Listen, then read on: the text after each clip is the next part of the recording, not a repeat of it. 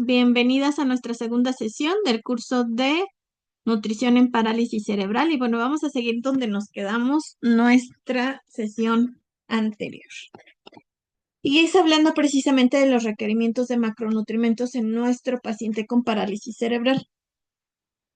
Hablábamos de que su gasto energético total 30 a 40% se tienen que destinar básicamente a lípidos, proteínas de un 10 a un 35%, hidratos de carbono entre el 40 al 65%, y es importante que hagamos énfasis en que tiene que consumir ácidos grasos omega 6 y ácidos grasos omega 3. Básicamente tenemos que estar revisando esta parte. Omega 3 al menos 1.5% del total de lípidos, y los ácidos grasos omega 6 del 6 al 10% de estos, ¿no? Que hablando de ácidos grasos omega 6, básicamente viene el aguacate, viene el aceite de oliva, ¿no? Viene también ahí el aceite de canola, que podemos estar utilizando en esta parte, y los ácidos grasos omega 3 pues vienen básicamente de los pescados, ¿no? Y de algunas semillas como la chía y la linaza, donde los podemos obtener. En estos niños, si no se puede, pues sí tenemos que mandar suplementación con ácidos grasos omega 3 si no se pudiese consumir de forma, en forma de alimentos este nutriente.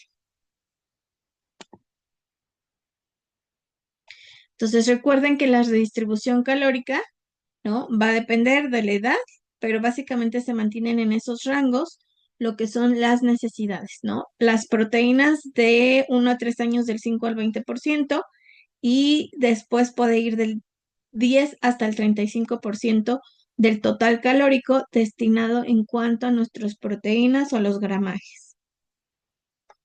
Vamos a ver el volumen de líquidos al día. El volumen de líquidos al día suele necesitar básicamente pacientes con parálisis cerebral. La función es de acuerdo, o el requerimiento es de acuerdo a la edad. De 0 a 6 meses se necesitan al menos 700 mililitros. De 6 a 12 meses, al menos 800. De 1 a 3 años, 1000 mililitros. De 4 a 8 años, 1200 mililitros. De 9 a 13 años, 1600. Y de 14 a 18, 1900 mililitros. De esta manera se puede calcular, o también tenemos el método de Holiday-Sigar, que básicamente es para calcular las necesidades de agua. Esto se calcula en cuanto a al peso corporal, ¿vale? Entonces vamos a tener que los primeros 10 kilos necesitan 100 mililitros por kilogramo al día. De 10 a 20 kilos se necesitan 1000 mililitros más 50 mililitros por cada, básicamente 10 kilogramos. Y a partir de los 20 kilos se necesitan 1.5 litros más 20 mililitros por cada kilogramo extra a esos 20 kilos. ¿Vale? También podemos sacar la equivalencia por superficie corporal, que básicamente nos habla que necesitamos de 1500 a 1800 mililitros por metro cuadrado al día. Entonces, podemos utilizar cualquiera de estos dos métodos. Y también tenemos básicamente una parte extra en lo que es el requerimiento de líquidos para estos pacientes, ¿no? Recuerden que vamos a tener agua por medio de alimentos, pero también por bebidas. El hecho que nosotros digamos que mi paciente necesita al menos 1.8 litros, ¿no? O 1800 mililitros al día, no significa que se lo va a tomar básicamente todo en forma de bebida de agua natural. Podemos darle por los alimentos. Recuerden que frutas, verduras contienen agua para que podamos estar viendo, ¿no? Esta es la ingesta adecuada en varones y esta es la ingesta adecuada en mujeres, de acuerdo a la edad. De 2 a 3 años, si se dan cuenta, le damos básicamente 390 mililitros por medio de alimentos, bebidas 910 libres, ¿no? Básicamente estos pequeñitos, y ya después va subiendo, ¿no? Alimentos 480 de 4 a 8 años, y después sube a 1120 mililitros en bebidas. De 9 a 13 años, 630 mililitros, y ya en bebidas 1470, ¿no? Y así podemos estar viendo que sin problema se puede alcanzar, ¿no? El requerimiento total de agua al día por medio de los alimentos más las bebidas. Esto recuerden que viene básicamente en nuestro plan de alimentación cuando vemos el agua total, que viene en el alimento, ¿no? Y así podemos estar revisando. Los hombres requieren más agua que las mujeres y se dan cuenta, ¿no? Vamos viendo los requerimientos al final, pero sí tenemos que estar analizando los requerimientos entre mujeres y hombres. Bueno, las mujeres necesitan, los hombres necesitan un poquito más, ¿no? Aquí es lo que estamos viendo o analizando en cuanto a los requerimientos. Ahora, estos niños que pueden llegar a tener disfagia, existe el agua gelificada. Viene así, se utiliza mucho para nuestros pacientes que tienen disfagia. Básicamente son, ¿qué podemos decir, no? Esta es una bebida aromatizada con textura de gel, lista para su consumo. Está indicado para pacientes con problemas con deglución o disfagia y básicamente es libre para consumirse en personas que tienen diabetes porque básicamente no contiene azúcar. Entonces, se tiene que utilizar bajo supervisión médica. Eh, no es una fuente de alimentos, solo es una forma de hidratarlos, porque muchas veces nuestros pequeñitos tienen mucho problema con el agua, porque se ahogan, porque tosen, ¿no? Por este problema de la disfagia cuando tienen alimentación vía oral, ¿no? Porque cuando es por sonda o es por botón, pues es un poquito más fácil dar el agua que requiere el pequeño. Y tenemos también, ¿no? Básicamente las gelatinas, que también tienen que ser sin azúcar, que básicamente también nos está aportando 125 gramitos, que básicamente son 100 mililitros de agua, lo que nos van a estar aportando, y estas también pueden ser una opción para hidratar al paciente cuando no pueda consumir básicamente muchos líquidos. ¿A través de qué? Pues del agua natural que la podemos básicamente tomar, que es lo que tenemos que estar revisando. Entonces, aguas gelificadas, recuerden que tenemos distintos, ¿no? Tenemos también el Resurge, que básicamente es de Nestlé. Vienen tarrinas de 125 y también vienen de sabores de manzana, pera, limón, melocotón. No tienen sacarosa, ¿no? Pero pueden tener mezclas de algunos frutas. Tenemos el de Tonus Lime, que también son unas tarrinas que traen granadina, limón o albaricoque y traen 125, ¿no? Tenemos también el Hydrafruit de Benagat, que también básicamente tienen estos tres sabores. Y tenemos el Resource de Nestlé, donde tenemos una caja con 6 estuches. Aquí se saben cuándo son de 320 gramos y también tienen diversos sabores. Entonces, ¿qué tenemos que revisar con el paciente que tiene parálisis cerebral? La hidratación es muy importante porque el paciente que tiene básicamente, eh, podemos decirlo así, parálisis cerebral, que no puede tener una buena ingesta, si no consume suficientes líquidos, va a agravar la parte que mencionábamos, que es el estreñimiento. Entonces, uno de nuestros trabajos es poder ayudarlos a que puedan mantener una buena hidratación y a que puedan equilibrar. ¿Por qué también es importante esta parte? Bueno, yo lo veo, por ejemplo, con mi hijo que tiene parálisis cerebral, pero se va a tener también el diagnóstico de hidrocefalia. La válvula está drenando constantemente el líquido cefalorraquídeo que baña el cerebro, porque no se puede reabsorber. Sin embargo, si él se deshidrata, obviamente que no hay forma de rehidratar, ¿no? El cuerpo y obviamente que también empieza, y bueno, yo al menos sí lo he notado, que se le notan más los surcos, ¿no? O empezamos a ver básicamente la deshidratación, sobre todo en la parte que hablamos aquí de la cabeza, si no tiene una buena hidratación. Entonces, una parte que podemos utilizar es el agua gelificada, que tienen que enseñar ustedes a sus pacientes a distinguir los signos en el paciente con parálisis cerebral cuando él puede tener una deshidratación, ¿sí? Porque podemos tener ahí diversas formas de lo que son los signos de deshidratación en el paciente con parálisis cerebral. Uno de ellos es la boca seca, ¿sí? Orinar menos de lo normal. Entonces, la orina muy oscura o básicamente muy amarilla. Podemos ver básicamente que tienen lo que se le conoce a los bebés que yo les decía, ¿no? La fontanela hundida, que se nota mucho. Por ejemplo, yo a mi hijo que tiene parálisis cerebral, pero la hidrocefalia, pues también se lo noto, ¿no? Porque se le ven aquí los huesitos. Es importante buscar, básicamente dar una buena cantidad de líquidos porque también lo podemos ver, ¿no? Básicamente como los ojos hundidos, ¿no? Pero en la boca es algo donde podemos estar revisándolo. A veces a ellos también se les seca la boca por el babeo, pero ahí es donde nosotros tenemos que estar viendo si el niño está bebiendo menos o si tiene la boca muy seca, hay deshidratación o hay una sobreestimulación básicamente de la saliva, ¿no? Para que ustedes puedan estar revisando estos. Yo regularmente le digo a la mamá cuántas veces orina, ¿no? Que lo que hacen regularmente en el hospital, las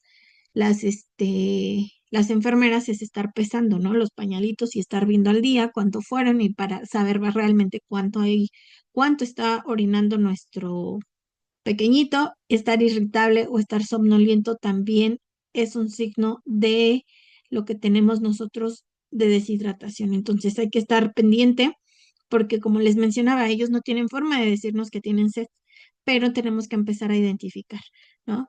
Hay una terapia que me gusta mucho en Teletón que estamos trabajando bajo un tablero que ellos reconocen pues el agua, van reconociendo lo que es los diversos comidas, ¿no? Los vasos, los platos. Lo que se recomienda a ellos es que tengan básicamente objetos ya identificados similares que se utilicen bastante y ellos pueden, ¿no? Si están irritados, si están enojados, si no, los notas diferentes, enseñarle este tablero o los utensilios con los que sueles alimentarlos para saber si es por eso que él se siente así, ¿no? Ellos regularmente señalan, tienen una forma de comunicarse que van a tener muy directamente con el cuidador, entonces para que podamos estar verificando esta parte de la deshidratación. Porque a veces la irritación suele ser normal en ellos, ¿no? Como esta parte de enojarse, de gritar, de estar como inquietos, pero como no hablan, no sabemos qué es la parte que tienen, cómo lo tienen, pero pues entonces es como le digo a la mamá, bueno, hidrátalo, dale de comer si no quiere comer. Tienes que estar muy pendiente para ver por qué está la irritación o por qué el niño no se siente adecuadamente, ¿no? Y una opción que podemos estar utilizando para prevenir precisamente deshidrataciones es el agua gelificada. Ellos prefieren una gelatina a veces a tomarse un vaso de agua. Y bueno, recordemos el cálculo de requerimientos en los pequeñitos, ¿no? Aquí vamos a tener precisamente la tasa metabólica basal. Ya dijimos que tenemos diversas fórmulas donde hay que sumarle el factor de actividad que está realizando, que es un niño que está postrado, que no se mueve, es uno que está en silla de ruedas, que tiene más, hay algunos que se arrastran, hay algunos que sí caminan, ahí es donde tenemos que sumar el factor de actividad más el tono muscular. Hipertonia, ¿no? Básicamente lo que hablábamos de estos niños espásticos, distonia o hipotonia, pues aquí podemos estar viendo cuánto se está sumando para lo que tenemos que ver. Aquí sí se dan cuenta, por cada gramo que deseas que tu paciente gane, se necesitan 5 kilocalorías extra. Entonces aquí, por ejemplo, le pusieron 250, se tiene que multiplicar por 5 para hacer básicamente este incremento, que es lo que yo les decía cuando queremos que suba de peso el paciente. Y bueno, vamos a retomar el caso clínico de ayer de nuestra niña de 8 años y 6 meses, con fecha de nacimiento de 4 de enero, remitida a gastroenterología y tenemos datos, ¿no? Tenemos aquí básicamente algunos datos de nuestra paciente para que los metamos, nos quedamos pendientes en dónde, en nuestra página. Entonces, voy a dejar de compartir y nos vamos a regresar a nuestra página.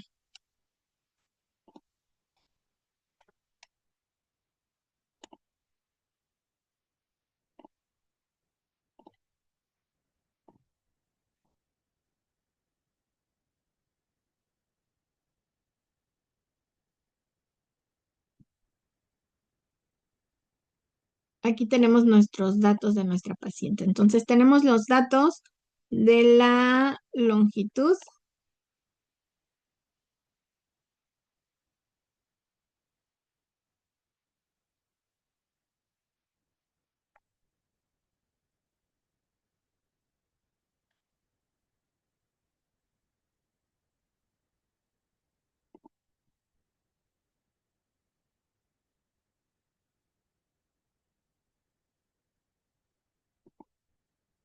Aquí tenemos una longitud de 20. Ok, vamos a ponerle el sexo y la edad del paciente. Tenemos una mujer. Aquí viene la fecha de nacimiento. que tenemos a nuestra paciente que nació el 4 de enero del 2013. Ay, a ver si con esa fecha nos da.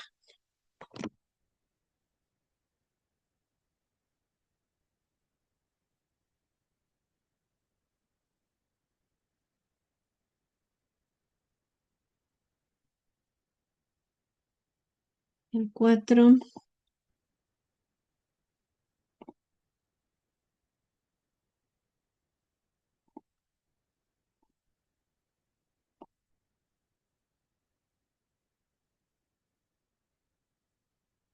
2013, ¿verdad?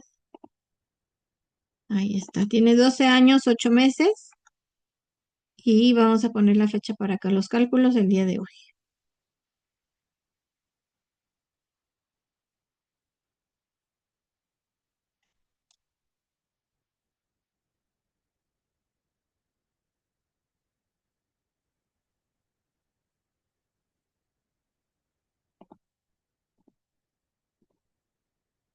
Longitud de cúbito,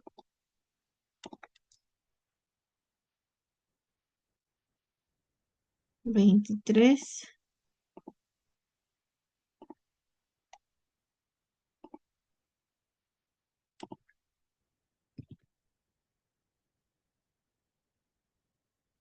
Altura de rodilla,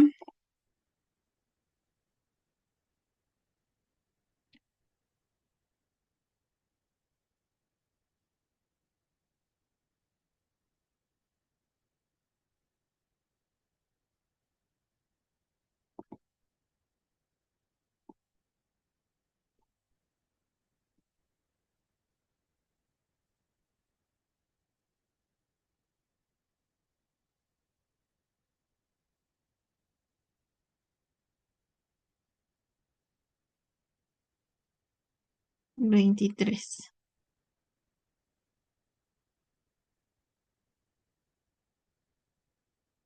No sé si este es aquí. Aquí. Ahí está.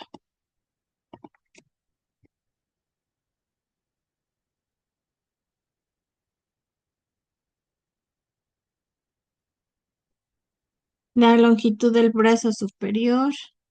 Es que tengo dos. Vamos a ver si es con la de 13. Ahí está. Entonces el peso, que sí, ese sí tenemos el dato del peso, es de 15 kilos. Y la talla estimada, le vamos a poner los 112 centímetros, ¿no? Su índice de masa corporal es de 11,96. Sabemos, básicamente, el grado de movimiento que es bajo.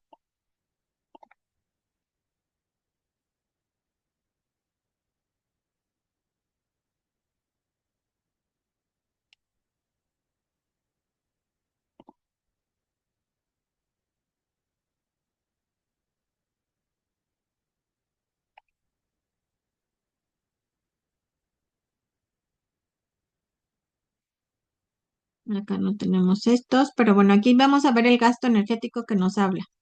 La OMS dice que necesita 1,393,5 calorías. Schofield nos habla de 1,340. Schofield 1,270, ¿no? Ya hablando del el peso y la talla. Y Harris Benedict nos habla de 1,419,26 calorías. Acuérdense que esta habla del total.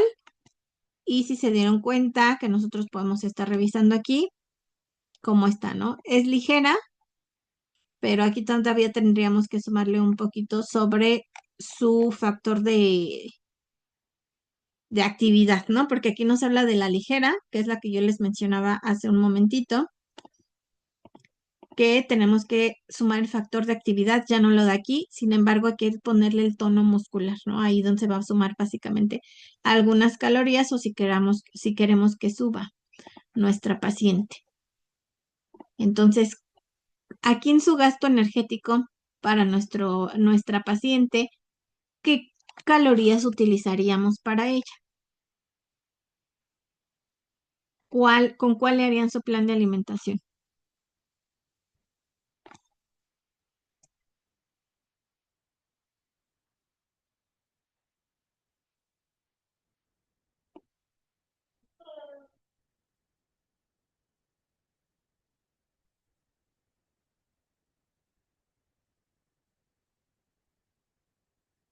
Aquí no tenemos recordatorio de 24 horas, ¿no? Entonces lo que yo necesito estar revisando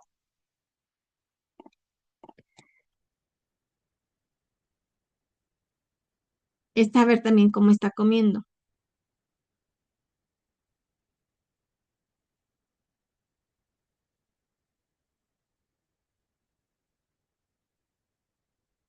¿Cuántas calorías utilizarían ustedes?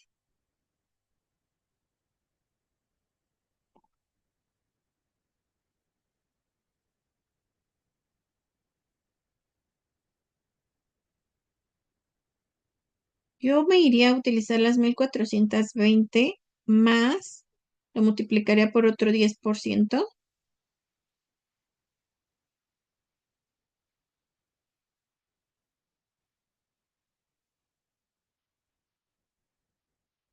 que serían 142 más 1420,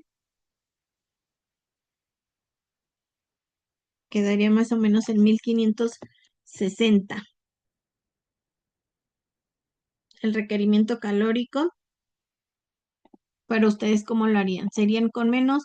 Lo ideal en esta parte, si es que nosotros revisáramos si nuestra paciente está consumiendo esta cantidad calórica, o sea, hacerse el recordatorio 24 horas para poder decir con cuál puedo ir. Tal vez yo necesito darle las de 1420 más sumarle la parte, pues, de la espasticidad que tiene, ¿no? O ustedes acuérdense que ahí tenemos que estar revisando, ¿no? Con nuestra paciente, sí,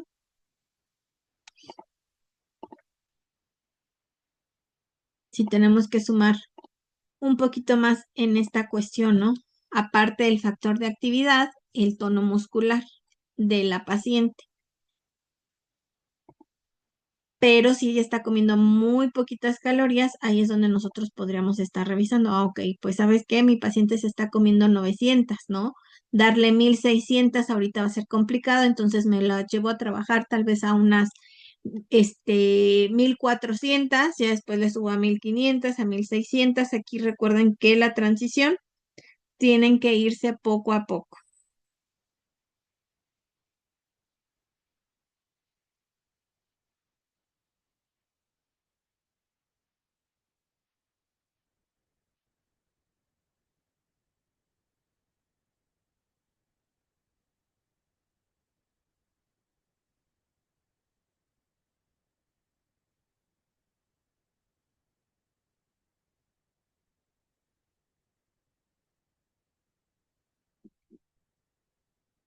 Esa es la parte que donde podemos estar trabajando de una manera más específica.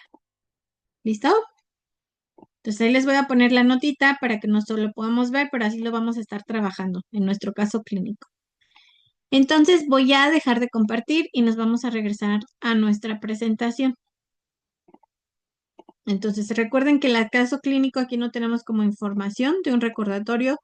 Pueden trabajarlo desde cero, pero recuerden que lo ideal es ir subiendo las calorías hasta las que nosotros necesitamos, ¿no? Para que podamos cubrir básicamente los objetivos nutricionales, que es aliviar esa desnutrición, básicamente valorar los requerimientos. Aquí sabemos que también hay unas deficiencias y hay que promover también que esté comiendo en un ambiente tranquilo y de una mejor forma nuestra pequeña.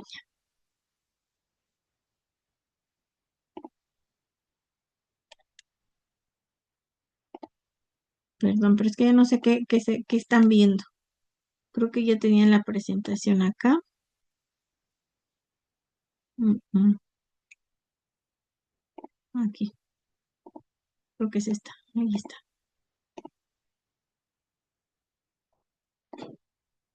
No, para que nosotros podamos ver a nuestra pequeñita comer un poquito mejor. Entonces, recuerden, el requerimiento pueden ir sumándolo, aumentándolo, pero es lo que necesitamos estar trabajando en el requerimiento energético.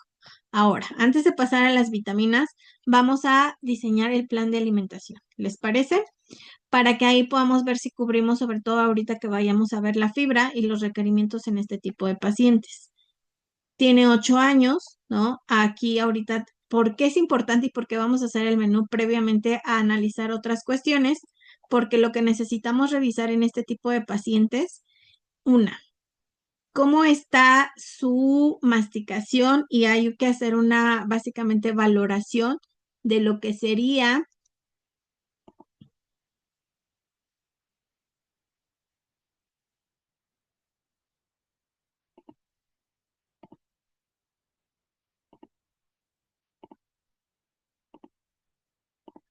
en nuestra paciente. Tenemos que hacer un reconocimiento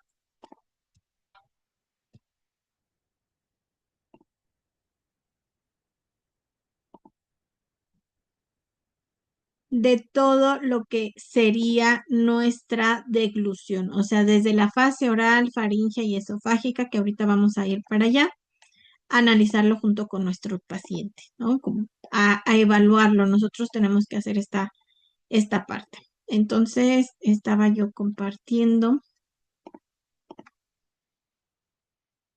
nuestro navegador, nuestro cuadro de dieto sintético de nutre.in. Ya vieron los macros cómo más o menos van a quedar. Y ahorita vamos a hacer la modificación en cuanto a textura y saber si necesitamos espesantes para saber que alcanzamos lo que se necesita. Entonces aquí dije yo que necesito o lo quisiera ya darle a mi paciente una dieta de 1600 calorías, que es lo ideal para que pueda aumentar el peso. O sea, está pesando 15 kilos. Ellos tienen un gasto, ¿no? Energético por el tono muscular pues aumentado, pero eso no significa que van a subir de peso. Entonces le vamos a manejar de hidratos de carbono 50%, de lípidos le vamos a manejar un 35% y ya de proteína va a quedar un 15%, que son 60 gramitos. O sea, sí le voy a estar dando, ¿no?, un porcentaje elevado para el peso que actualmente tiene nuestra paciente. Y entonces vamos a hacer nuestros cálculos. 200 gramos entre 2 y después entre 15, ¿cuánto nos da?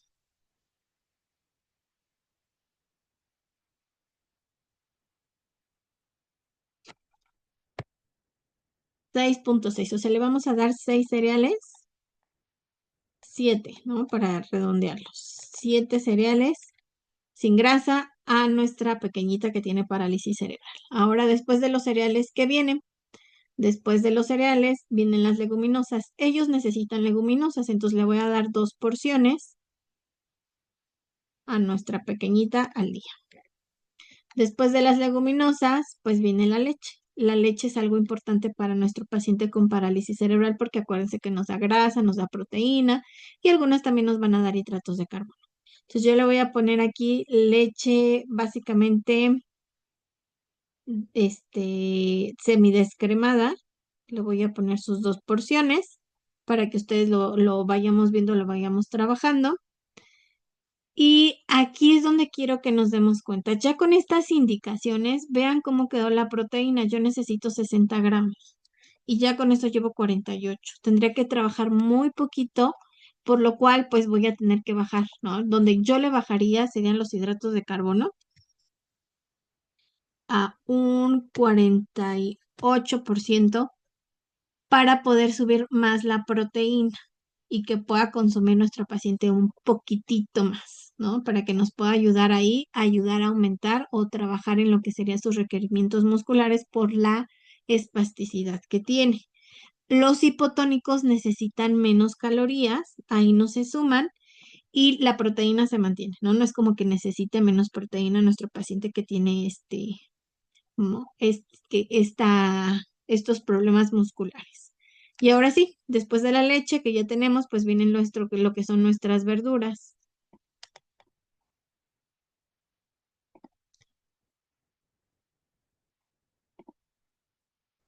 Y aquí vamos a tener nuestra cuestión de verduras. Al menos hay que darle a nuestro paciente al menos unas 4 raciones o porciones. Recuerden que lo ideal son 3. Ahí ustedes pueden estar trabajando en esta parte, pero podemos ir aumentando lo que es nuestro requerimiento o nuestra ración de verduras, ¿no? Mínimo 3. Aquí yo le dije, bueno, le aumento un poquito a 4, pero nos falta también ponerle lo que es la fruta a nuestra paciente. Entonces ya tengo las verduras, ¿no? Cereales, leguminosas, la leche. Aquí acuérdense que la leguminosa le va a ayudar mucho por la cuestión del estreñimiento Y ahora sí vamos a hacer la parte que nos corresponde a los alimentos de origen animal. De proteínas necesito básicamente 68 y ya llevo 54. 68 menos 54, 14. Entre una ración o porción de alimento de origen animal, recuerden que nos aporta 7 gramitos, entonces nos va a dar opción a 2 alimentos de origen animal. Aquí le voy a poner a mi paciente con uno con muy bajo aporte de grasa y uno con bajo aporte de grasa. Y ya está el 100% de la proteína.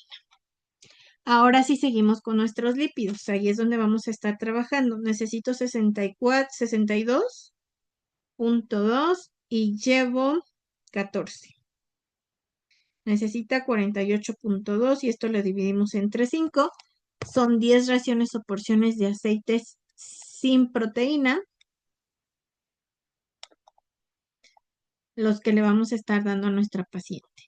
Y ya vienen lo que son los hidratos de carbono, los que corresponden. ¿No? Yo necesito 192 y llevo 181. Nos quedan 11, ¿no? Que para qué es para trabajar básicamente con una ración de fruta para nuestro niño con parálisis cerebral. Y aquí es donde muchas les me dicen, solo una, sí puede comer más, sin problema, solamente hay que revisar básicamente los requerimientos, ¿no? Aquí no hay problema como en esta parte, solamente a ver cómo los tolera. Ahora sí vamos a hacer nuestra distribución. Verduras, le vamos a poner desayuno, comida, cena, le vamos a poner su fruta, le voy a poner aquí media en el desayuno, media en la comida, cereales le vamos a poner 2, en la comida le vamos a poner 3 y en la cena le vamos a poner 2. Leguminosas le voy a poner en el desayuno una ración más el alimento con bajo aporte de grasa y aquí en la comida le voy a poner el muy bajo aporte de grasa y en la cena le voy a poner la otra leguminosa. Ay, perdón porque ya no veo. Ahí está. Leche le vamos a poner aquí en la mañana, en la cena y vienen nuestros aceites, ¿no? Aquí le vamos a poner básicamente 4, aquí 4 y en la cena le vamos a poner 2. De esta manera queda la distribución. Ahorita lo que tenemos que revisar es que en los tiempos de comida que de nuestro pequeñito cuidemos, si no se lo come, pues se lo pueden dar como colación, ¿no? Ahí sí los podemos estar dando por tiempos de comida, sí le podemos dar colaciones a nuestros niños. Entonces en la mañana yo le puse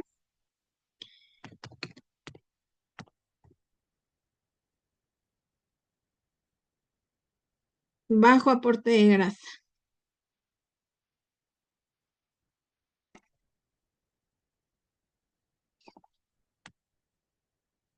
Le vamos a poner pescado.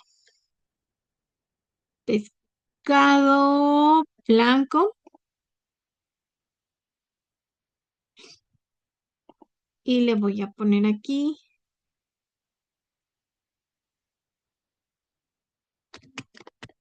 con espinaca cocida, media tacita.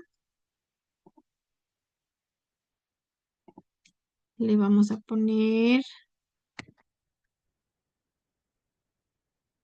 hummus. Son 5 cucharaditas. Le voy a poner ahí hummus de garbanzo.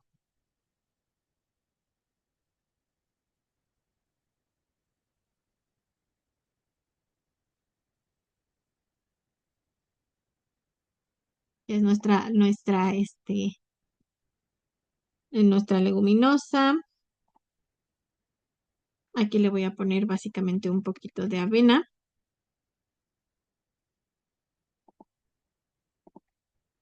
A esa avena le vamos a poner nuestra fruta. Ahí le voy a poner con manzana.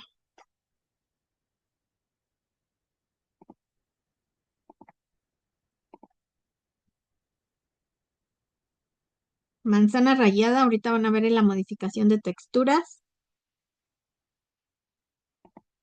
Y le vamos a poner aceite de canola. Le vamos a poner aceite de oliva. Ellos necesitan buenos grasas, que es lo que yo les decía, les va a ayudar a la motilidad y les va a estar permitiendo. Y le voy a poner aguacate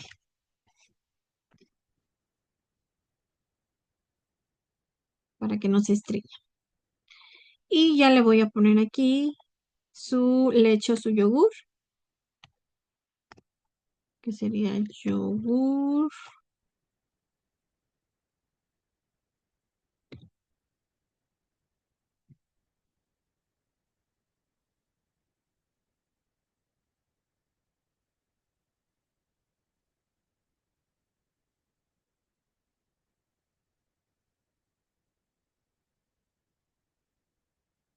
Pero le puse semi, ¿verdad?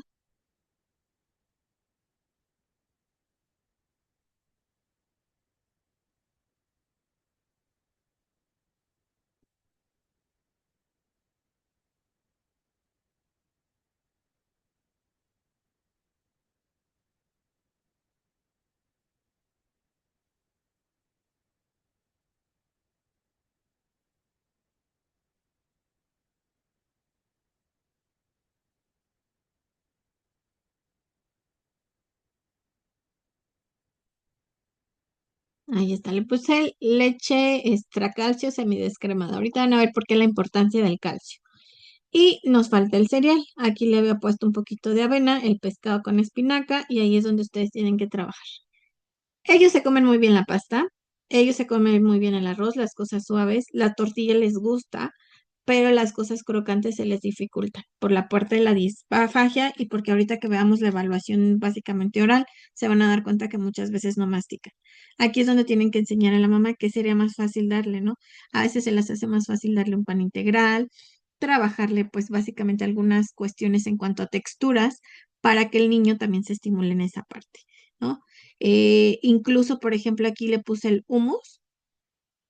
La crema de cacahuate son algo que se trabaja mucho con ellos porque ayuda a que muevan la lengua y que puedan estar trabajando o estimulando el paladar, las mejillas, para a mejorar lo que es la parte de toda la estructura que nosotros necesitamos para la deglución.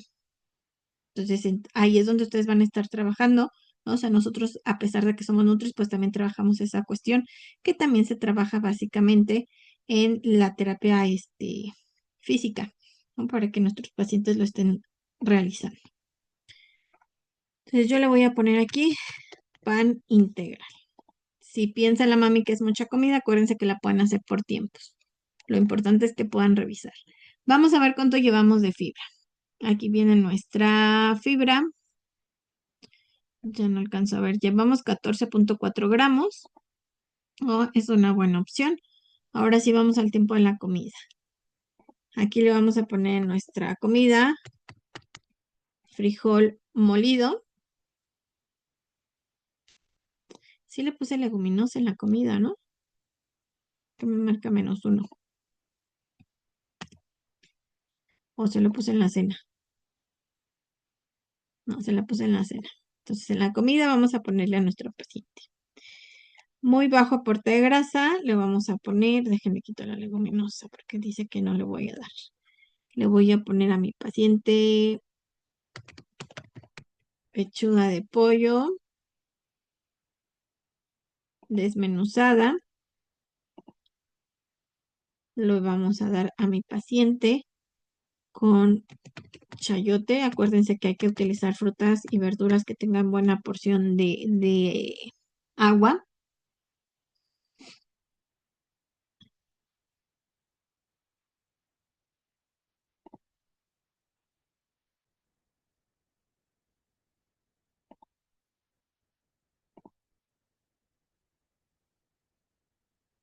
Aquí sí le voy a poner sopa.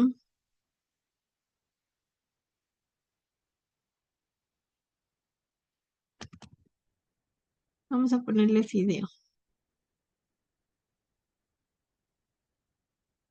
Fideos cocidos, que sería media taza. Y va a poner la pechuga, el chayote. Le vamos a poner aguacate.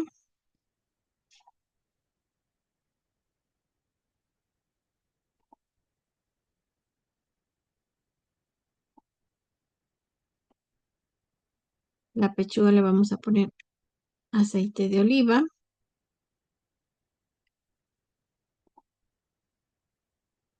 Al menos 2 cucharaditas. Y de fideo cocido dijimos, le voy a poner una tacita y aquí sí le voy a poner un poquito de tortilla. Suave, lo consumen mejor que básicamente en otra cantidad. Y le voy a poner la fruta. Aquí le voy a poner gajos de naranja, porque ellos necesitan buena vitamina C. Muy bien, ahora sí vamos a la cena. Aquí se le voy a poner el frijol molido. Molido significa que pasa por la licuadora, chicas. Entonces, ¿lo puede cocer? ¿Lo puede sazonar con epazote? Claro que sí. Ponerle aceitito. Aquí le voy a poner su aceite de oliva.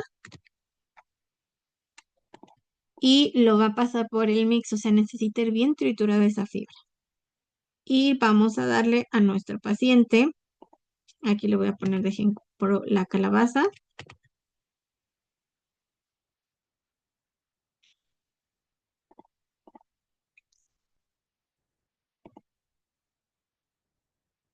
Y lo va a acompañar la calabacita con el frijol molido, el aceite de oliva. Le vamos a dar unas enfrijoladas en la noche a nuestro pequeño. Le voy a poner con la tortilla.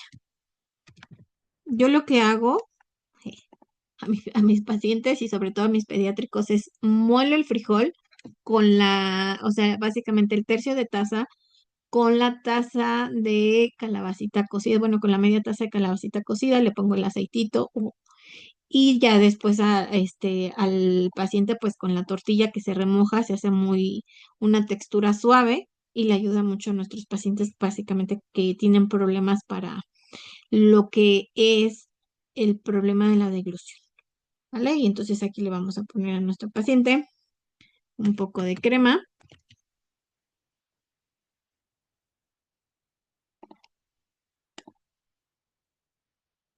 y su vaso de leche.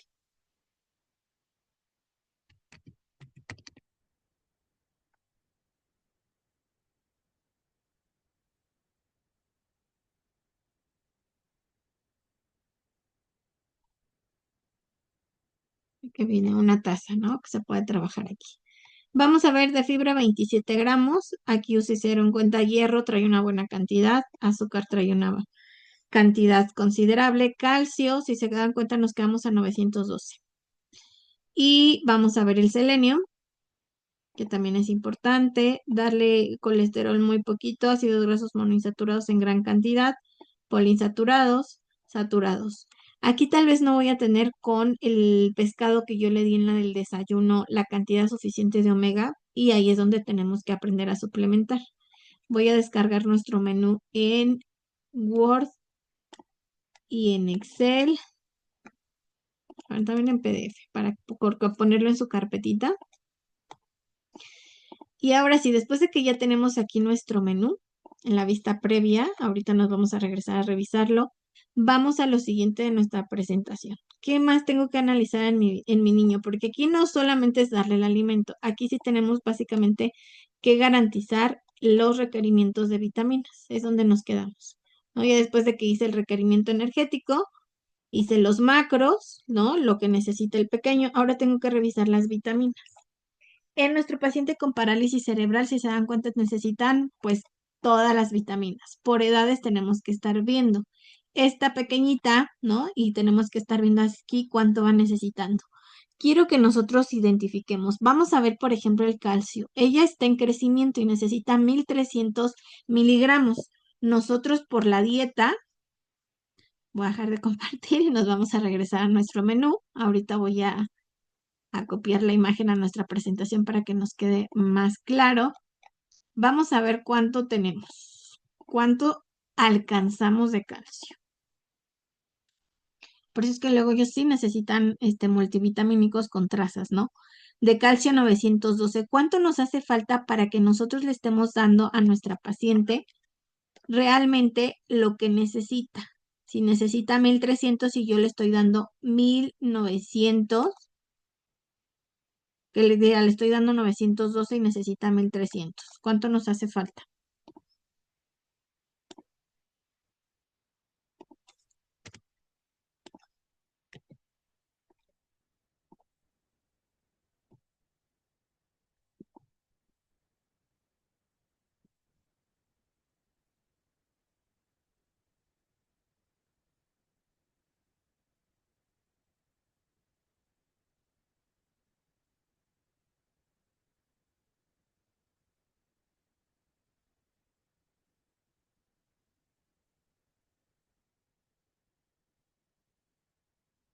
Vamos a hacer nuestra restra. 1300 menos 912 que le estoy dando. Necesito 388. 388 miligramos que tendría que venir en la parte de la suplementación. ¿Vale? Entonces, yo mis requerimientos de mi pequeñita se quedaron así, ¿no? Necesito hierro, ¿no? Aquí sin problema lo cubrimos, ¿no? Alcanzamos los 15. El zinc, no lo contabilizamos, pero la fibra, vean, 26. ¿Cuánto nosotros alcanzamos en fibra? 27, ¿no? Nos quedamos justamente en los requerimientos de fibra para que lo podamos. Vitamina C necesitamos 63. Bueno, alcanzamos 63 y de vitamina C se necesitan básicamente de 45 a 65. O sea, nos quedamos en una buena cantidad, ¿no? Vamos a estar viendo de vitamina A 909 microgramos.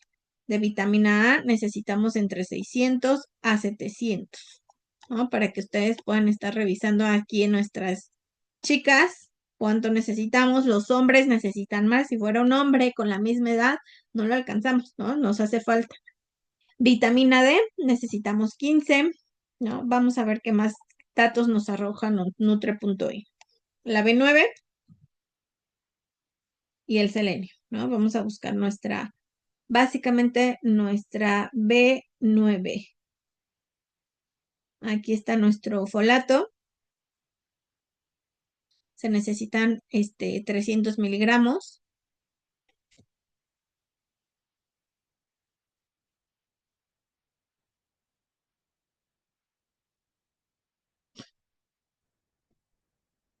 Para que vayamos viendo. Vean, por ejemplo, los hombres necesitan más fibra en el 31, ¿no? Ahí sí tendremos que aumentarlo para poder estar revisando. Aquí viene el selenio, pero no lo vi atrás. Pero espérenme, déjenme regreso. Fibra, vitamina C, la tiamina, fósforo, magnesio, flúor. Vamos a ver si ahorita viene. Entonces, para que ahí es donde nosotros tenemos que estar revisando. ¿Dónde me hace falta darle un poquito más? Aquí principalmente, si nosotros estamos viendo fue el calcio, ¿sí? El fósforo necesitamos 1250, tampoco alcanzamos como la parte del fósforo, porque de fósforo nos quedamos en 233.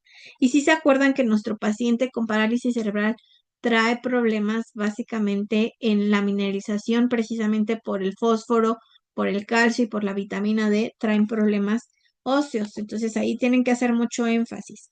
Vamos a esos puntos claves de las ingestas dietéticas para el paciente con parálisis cerebral. Se tiene que respetar y aquí es indispensable que alcancemos las dosis recomendadas en calcio y en vitamina D. Como no tenemos forma, básicamente, solamente que tengamos bioquímicos de ver calcio en sangre y de vitamina D, por eso es que se utilizan mucho estas vitaminas. Los niños con estas enfermedades tienen riesgo de presentar fracturas debido a los múltiples factores de riesgo por su mineralización ósea. Entonces se tiene que evaluar, ¿se acuerdan la densitometría o lo que es la salud ósea? Y deben estar revisando en casos de talla baja, ¿no? Los huesitos, toda esta parte, para ayudar a revisar o ayudar a que nuestro paciente no tenga ni osteopenia o si tiene osteopenia no llegue a osteoporosis, o si hay una osteoporosis en el paciente que tiene parálisis cerebral, podamos minimizar los factores de riesgo, darle las recomendaciones que se necesitan. A ellos sí se les necesita y es algo básico que ustedes empiecen a trabajar la vitamina D y el calcio a nuestros pacientes, ¿no? Para que ayude a esta parte de ayudar a hacer fuerte o denso el huesito. Alimentos ricos en fósforo, la leche, los quesos, las leguminosas, por eso es que se recomienda que estemos utilizándolas mucho para que podamos ayudar a la mineralización de nuestro sistema óseo en el paciente con parálisis cerebral, porque ellos ya están en este riesgo por los problemas de la mineralización que puedan tener algún riesgo de fractura, o sea, un golpecito, cualquier cosa, un movimiento brusco y sus huesos básicamente están muy susceptibles y eso es lo que nosotros tenemos que estar trabajando en cuanto a la vitamina. ¿Qué otras vitaminas son importantes? El zinc y la carnitina. ¿Sí se acuerdan que en los bioquímicos de la sesión anterior estábamos viendo que es importante que nosotros pidamos carnitina o lo que en sangre, ¿sí? Que podamos estar viendo la carnitina en sangre en nuestro paciente con parálisis cerebral. Este es un aminoácido muy importante que ayuda a transportar los ácidos grasos hasta el interior de las mitocondrias. Entonces, la carnitina es importante darle a nuestro paciente. ¿De qué forma se recomienda? Bueno, nos dice que una solución oral que pueden ustedes mandar de 50 a 100 miligramos por kilogramo al día, dividido en 2 o 3 tomas, máximo 3 gramos al día de lo que es carnitina. Pueden encontrarlo con el nombre comercial de Carnicor o pueden buscarlo así. Aquí yo, por ejemplo, tenemos esta carnitina que básicamente son los 3000 gramitos, ¿no? Solamente hay que revisar etiquetas nutricionales. Y también tenemos el zinc. El zinc es importantísimo para nuestros pacientes, también dijimos. Se llama hay diversos nombres comerciales. Lo que ustedes tienen que ver es que sea una solución oral. Pueden en niños de menores de 2 años 1 miligramo por kilogramo al día, en niños de 2 a 18, 15 miligramos al día. Y ahí sí se necesita que nosotros demos zinc, ¿no? Y esto se puede agregar igual diluido con las comidas, mezclado con alimentos semisólidos para que el paciente los pueda consumir. Entonces ahí sí podemos estar trabajando. Si yo tengo niveles de carnitina y zinc en sangre, va a ser más fácil, al igual que si yo tengo los niveles de vitamina D y calcio en sangre. Pero si no es así, como ya sabemos que son pacientes vulnerables, si ustedes detectan que el huesito está muy bajo, que el paciente tiene desnutrición o la densidad ósea está bajita todos los días, y si no al menos 3 veces por semana tendría que darse la carnitina, el zinc, ¿no? A nuestro paciente, al igual que el calcio. Ahorita hay unas tabletitas masticables y también hay calcio en solución oral que podemos estar trabajando para nuestros pequeñitos y darlo. ¿Qué se recomienda? Recuerden que lo único que no tienen que hacer es darse el calcio junto con omega, ¿no? Porque ahí compiten con sitios de absorción y entonces no vamos a tener una buena disponibilidad para que pues realmente lo estén metabolizando. Entonces, para que ustedes puedan ver, esto se tiene que trabajar en nuestros pequeñitos. Ahora, ¿qué se tiene que evaluar? Bueno, tú vas a mandar el menú, pero también tienes que ver comer a tu paciente. Paciente con parálisis cerebral le tienes que pedir a la mamá que traiga una preparación o tú le vas a dar algún tiempo de comida, como el que acabamos de diseñar, para que tú veas cómo lo alimenta.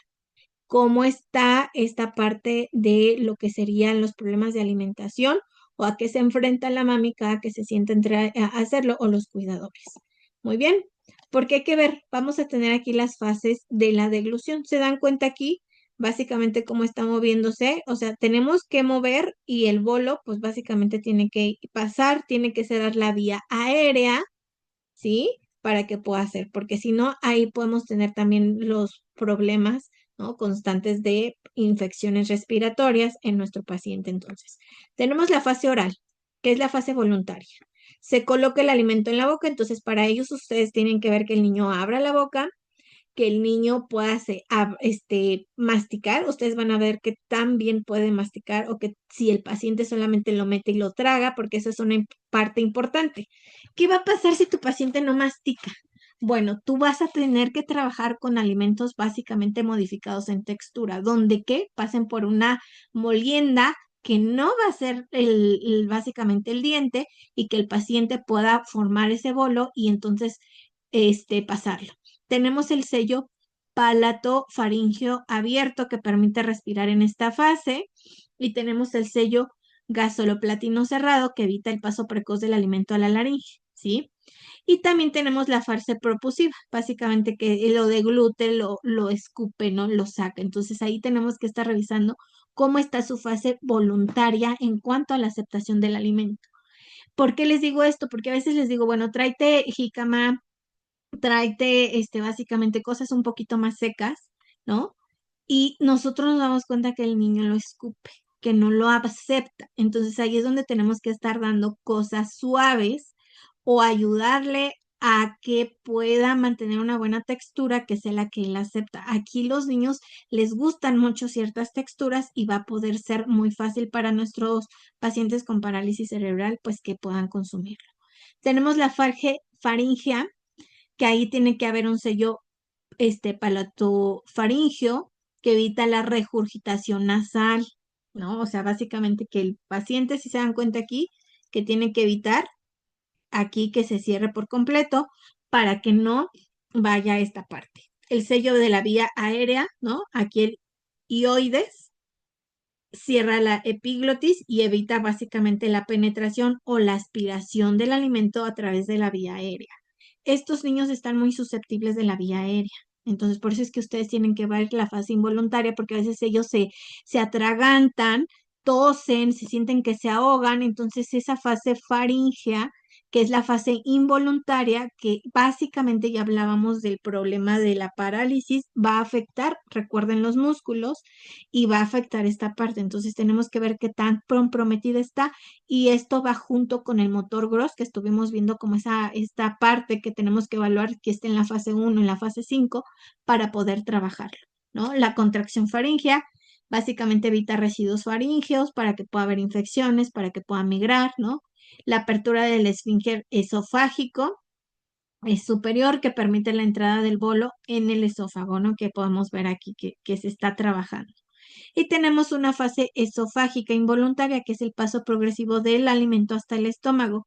Hay algunos niños que sienten que se ahogan, ¿no? Y que tienen ahí, entonces, les decía, esta parte, el indicado, el que la trabaja más es el foniatra, pero nosotros podemos estar ayudando, revisando esta parte para saber si necesita un especialista y que ya nos ayude a saber si se va a mejorar o cómo está trabajando esta parte, porque a veces si el niño no tiene, si vemos que no acepta y no acepta y no acepta y está con el rechazo, es porque tiene una fase faríngea y esofaringea involuntaria, pues que no ayuda a la alimentación y entonces por eso se decide muchas veces alimentar con sonda o el botón gástrico por estas características que ustedes puedan detectar. Entonces, ¿qué tienen que ustedes que hacer en esta exploración anatomofuncional oromotora en el paciente, ¿no? Tienen que estar viendo cómo están las mejillas, ¿no? Cómo está masticando, el tamaño de las narinas, ¿no? Si tienen, por ejemplo, los labios en buena postura, si puede cerrar la boquita, cómo está esta parte, si está desviada, cómo están los dientes, ¿no? Tenemos que ver la musculatura para la masticación, la apertura, el cierre, la retracción, la protusión, este signo de protusión que pues básicamente evita, ¿no? Que el paciente pues básicamente vaya hacia el tejido respiratorio, ¿no? Vamos a ver la palpación, la sensibilidad, ¿no? Te podemos ver también la prueba de Gatzel, que es la permeabilidad nasal, el patrón respiratorio, como la presión intraoral en succión, la recogida en movimiento, si come con popote, ¿no? Básicamente ustedes tienen que ver incluso si con tenedor, con cuchara, cómo el paciente está involucrado en esta parte con el cuidador que lo alimenta. Porque ahí es donde nosotros tenemos que detener y hacer esta exploración intraoral. Esta les recomiendo que pueden pedir un video, pueden pedirlo en consultorio, pero sí es importante que ustedes estén revisando cómo sientan al paciente, en dónde lo colocan, cómo acepta, cómo está esta comunicación cuidador paciente, porque sí está básicamente lo tienen que tener muy en cuenta. Estos niños son bien especiales, pero son bien quisquillosos, ¿no? Yo tengo al mío que no comía con absolutamente nadie más que conmigo. Entonces a mí me dificultaba otras actividades de la vida diaria hasta que pues el papá se involucró y ahorita ya la abuelita le permite, ¿no? Pero es desconfiado. Entonces siempre él es muy desconfiado, ¿no? Tiene parálisis cerebral, pero la parte de la comunicación es muy directa. Entonces ella tiene que oler, tiene que probar y enseñar el alimento antes de que él decida probar algo que no está haciendo su cuidador de confianza, que soy yo, ¿no? Entonces sí es importante que ustedes revisen esta interacción, porque a veces el niño no acepta porque no confía en el cuidador y no es básicamente porque no quiere el alimento. Entonces también tenemos que ver como la relación emocional, ¿no? La parte de la confianza que puedan estar trabajando, incluso para otras actividades de la vida diaria. Como yo soy muy pequeñita, por ejemplo, yo movilizarlo en distancias largas a él no le gusta, que yo lo cargue, que yo lo movilice, porque precisamente, ¿no? Son inteligentes y dice, esta me va a tirar o esta no tiene la capacidad ni la fuerza, a diferencia del papá. No, yo cuando lo he bañado le cuesta mucho trabajo y no le gusta, a diferencia de cuando lo hace su papá. Entonces, estos cuidados que ustedes tienen que ver en la interacción ayuda mucho y sobre todo en la forma de alimentarse, ¿no? La posición en la que la toman, si lo ponen en una silla, si la silla está cómoda, cómo está colocada la espalda, ¿no? Básicamente algo que cuida mucho el terapeuta, ¿no? El fisioterapeuta es la posición, ¿no? En que está la cadera, que pueda tener donde recargar la planta de los pies. Estas situaciones son muy cómodas para poder estimular el tiempo de la alimentación. El frenillo lingual, los dientes, ¿no? Tienen que estar revisando la oclusión, si tienen una buena mordida, ¿no? Cómo está básicamente el alimento, si logran triturarlo, si logran masticar, si solamente tragan, ¿no? La encía, ¿no? Si está inflamada, cómo está el paladar, revisen siempre el paladar, que tenga una buena capacidad, que no tengan básicamente ninguna fisura, ¿no? Hay que revisar las arrugas de las palatinas. Aquí en el paladar me gusta, les decía yo, con la crema de cacahuate, la pongo en el paladar y ahí me permite revisar cómo está toda la parte de la boca, ¿no? La interacción, cómo se mueven las mejillas, cómo se mueve la boca y qué tanto lucha él por desprender lo que se quedó pegado en el paladar. Porque a veces las mamás, y es lo que yo les decía, hay que ponérselo, así como estimulamos al niño que desea hablar, se tiene que estimular al niño con parálisis cerebral para que esta función básicamente motora, ¿no? Del motor grosso, que también importa mucho la forma de alimentarse, se esté estimulando y esto pueda ayudar a mejorar la actividad de las neuronas, de la información para que esté trabajando. Porque a veces decimos, bueno, no mastica y ya le damos todo triturado, pero no le permitimos interactuar o no le permitimos estimular esta parte. Entonces ellos sí buscan, ¿no? Esta parte, pero nosotros la tenemos que estimular porque no es algo que no puedan hacer, sino que se tiene que estar estimulando poco a poco, ¿no? El paladar, las amígdalas, también se tiene que ver forma, tamaño, los tonos de los músculos faciales, la fuerza, la sensibilidad y los reflejos. ¿Por qué es importante explorar estas áreas? Bueno, los niños con parálisis cerebral, en específico los que tienen hidrocefalia, cuando pasan por recambios valvulares, se afecta más toda esta parte de la parálisis y vuelven a perder básicamente funciones motoras. Yo lo viví en la última cirugía con mi hijo, que les decía yo, pasó por de nuevo con el foniatra, que decían él, pues trae problemas, no podía tomar agua, no sabía otra vez masticar, no traía muchas cuestiones y entonces decían, no, pues hay que ponerle botón, hay que ponerle para que lo alimenten, porque si no va a bajar de peso, ¿no? Y entonces decían, no, pues hay que estar estimulando. Me dijeron, bueno, vamos a hacer un mes de terapia y si no vemos mejoría en toda la parte de esta parte de la alimentación, pues se va a tener que ir a botón, ¿no?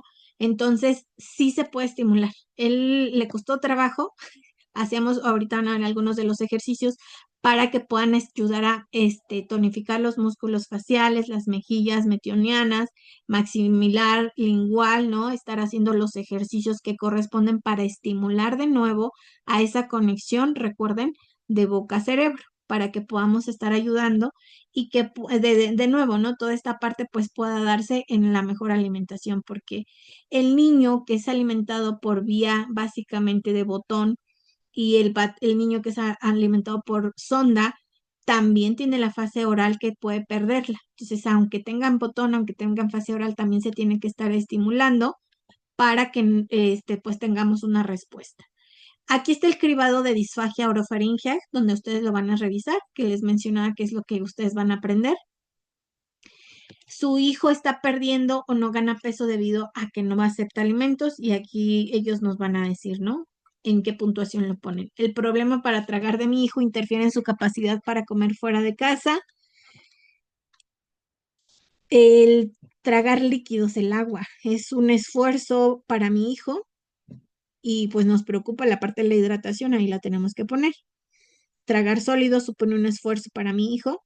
Mi hijo se atraganta cuando traga.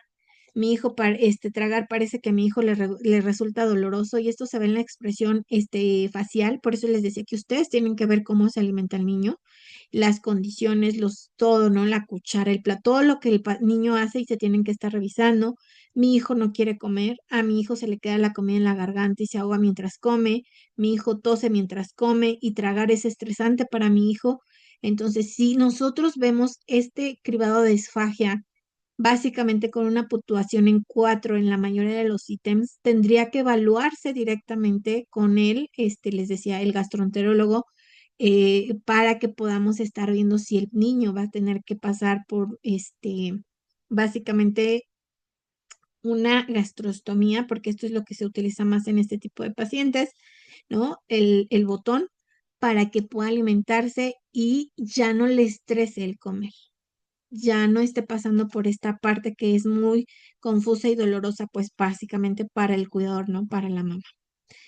¿Qué tenemos que evaluar también? Bueno, en la evaluación funcional tenemos que observar la ingesta. ¿Qué tenemos que revisar cuando lo vamos a ver comer? Cuando ustedes tienen que ver esta parte, bueno, el labio en la recogida del alimento, o sea, los labios se están moviendo para toda esta parte de interactuar con el alimento. Puede sellar los labios, o sea, cierra la boquita para comer. Hay extrusión de la lengua, o sea, mueve la lengua. Hay acanalamiento de la lengua. Hay función masticatoria, ¿no? Sobre todo aquí tenemos que estar revisando cómo está el patrón masticatorio. Aquí sí lo tienen que ver, porque el mío sí tiene básicamente un masticado bilateral. Si yo le doy a mi niño por el lado derecho, él no mastica. Le tengo que dar por el lado izquierdo, y ahí es donde se estimula para masticar. Entonces, ustedes tienen que conocer a su paciente.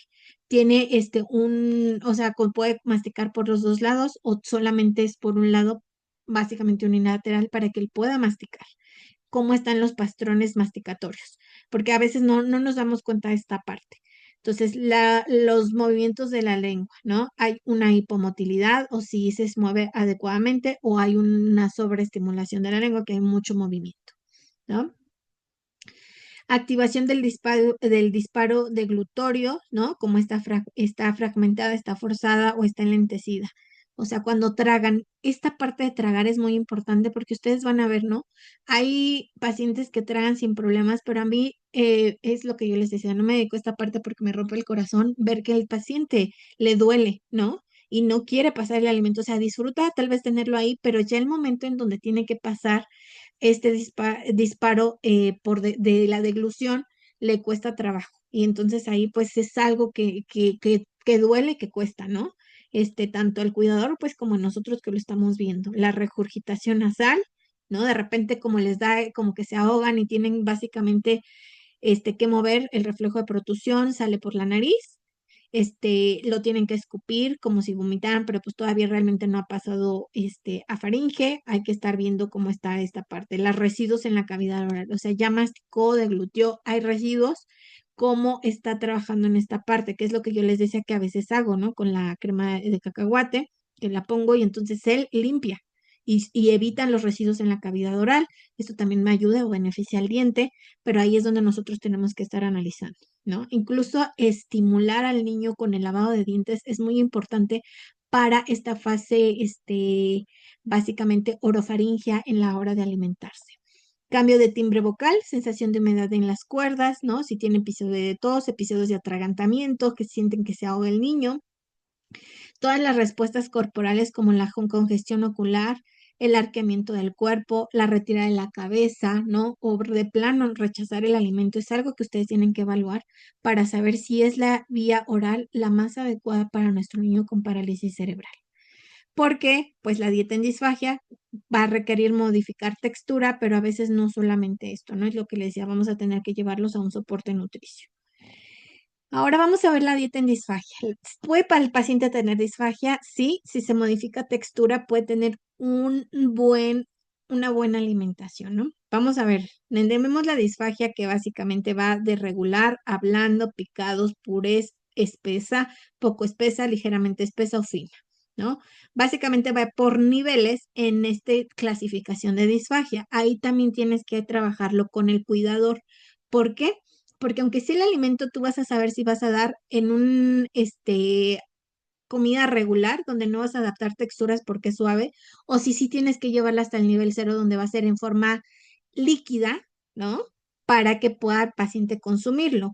O si vas a hacer básicamente la ligeramente espesa o esta que fluye de una cuchara, que es poco espesa en el nivel 2, que es una de las más comunes que se trabajan en nuestros niños con parálisis cerebral, porque ahí es donde tenemos que estar bien. La de moderadamente espesa puede ser bebido en taza o comer en cuchara, y entonces tú tienes que ver el nivel para que puedas saber cómo está la dieta y si vas a tener que hacer modificación de dieta, básicamente de la dieta para tu paciente. Ya vimos un plan de alimentación, ¿no?